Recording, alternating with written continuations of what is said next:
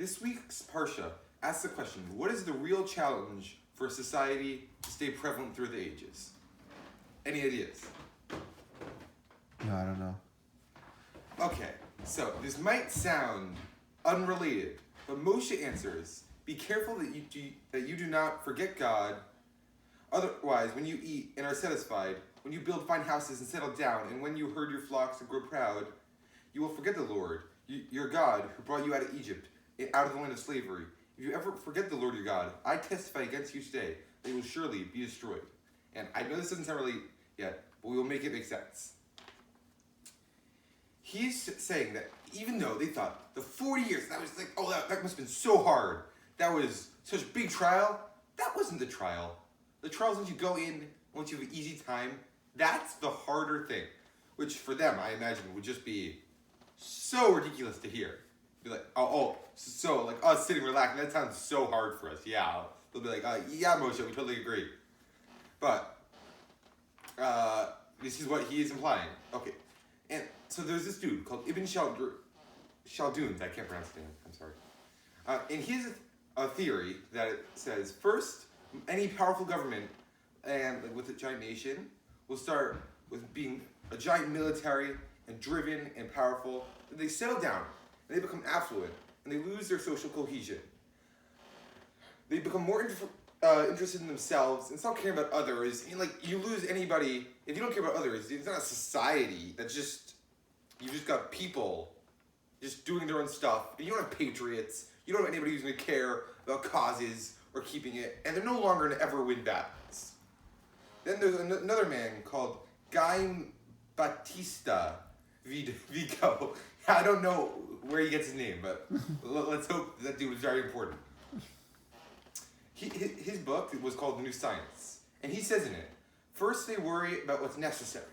All big countries start like this. And then what is useful? And then they think what's comfortable. Then what's pleasurable. Then what's luxury. And finally they just go mad, squandering everything they have and just making huge levels of debt. And this is just how all countries, he says, just go down eventually. And there's some professor who I did not write the name down of, who we'll use as another person to list. I'm sorry, it's not a very good quote without his name, but I didn't write it down. I forgot. Sorry. He says that what made the West best is that they had 6 things: competition, they had science, democracy, medicine, consumerism, and work ethic, and that's made the West best. I don't know why this has to factor in any way, but that makes exactly right, so I assume it's important. Okay, but all these people, they all said great stuff. Like, yay to them. Moshe said it first. And so this is how it's like posed in Jewish ideas. If you become affluent, you forget your past. And if you know Judaism, you know, past is like the most important thing. We literally have an entire holiday just about looking back on the past. And then once you forget that you all started from this low place, working together to strive hard, inequalities grow. Because you don't care about your fellow man. You lose social cohesion, and society grows weaker. Because nobody cares. You get, again, no patriots, no warriors, no people caring and fighting for their cause, and finally you have defeat.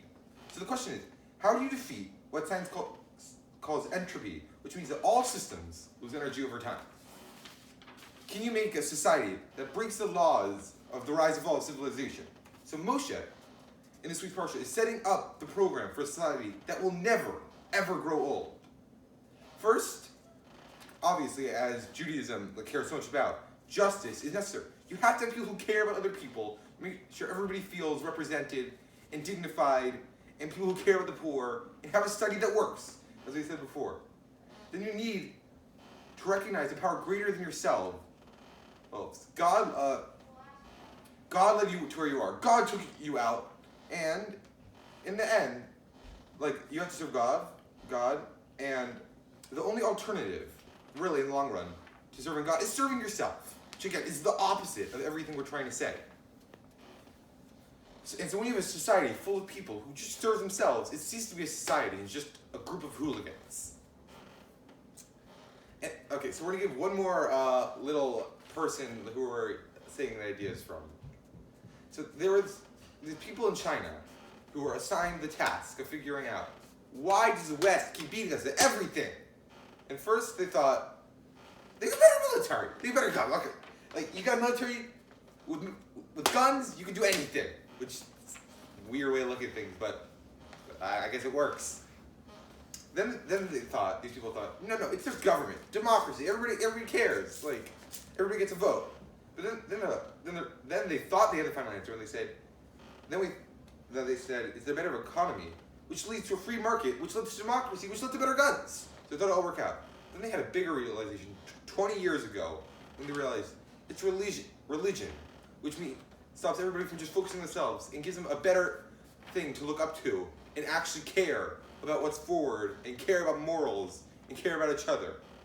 And though China like 20 years ago was basically almost had zero religion, they were like made it like embarrassing to be religious. It's actually slowly growing and becoming almost fully religious. And in that, this is the only thing that keeps this society together.